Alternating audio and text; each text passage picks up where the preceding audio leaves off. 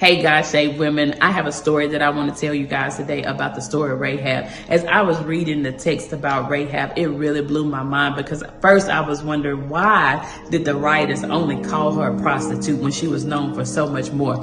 But I'm sure that you can relate to this, that we can go through life and do 99 good things, and then the one time we do something bad, that's exactly what people begin to call us.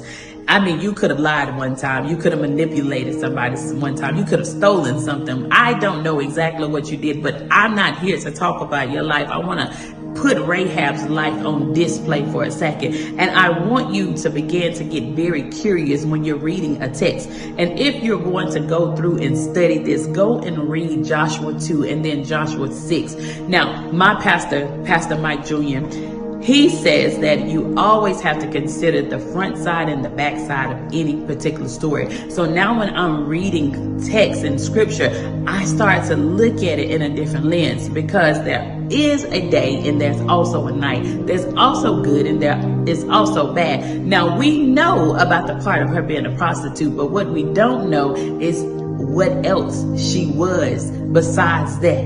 It's very comical to me that sometimes people will try to box you in by the very mistake or by the very thing that they deem to be as bad. But can I tell you that Romans 8:28 says that all things are working together for the good of those who love the Lord and that are called according to his purpose? Can I tell you that before you were born, God knew you and he already called and ordained you? So I don't care exactly what you've been through, but I am going to take you on a little trip down memory lane in my particular life, because I want to put myself on display as Rahab is also on display. Listen, as a little girl, I know that I struggled because I didn't believe that anybody loved me.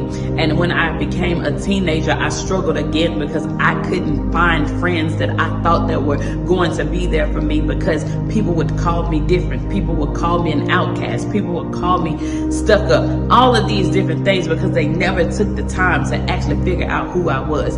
Can I tell you, at the age of 18, I struggled with depression. I struggled with anxiety. I struggled with me not knowing who my father was and feeling like there was something missing in my life. Can I tell you, at the age of 25, that I struggled going through a divorce. I struggled with being a single mom. I struggled with the fact that it was so much happening in my life that I couldn't see anything but the things that I've been through. Can I tell you that people would come up to me, and even as a minister of the gospel, they would look at me some type of way because they're trying to figure out, how can I be the woman that's over here giving the word and a single mom and a divorcee? But can I say that every single intricate detail that the Lord has taken me through was actually on purpose. Now, what I want you to take from today and be encouraged by, to whom much is given, much is required. What do you mean, Chastity? I mean simply this. If I didn't go through all of those painful and traumatic experiences, I wouldn't be the woman that I am today. And God also knows that he has to take us through a crushing, a breaking, a molding. He has to see if he can actually trust us with the pain that we're going through. So I don't know what pain you are experiencing today, but I want to pause and I want you to actually reflect.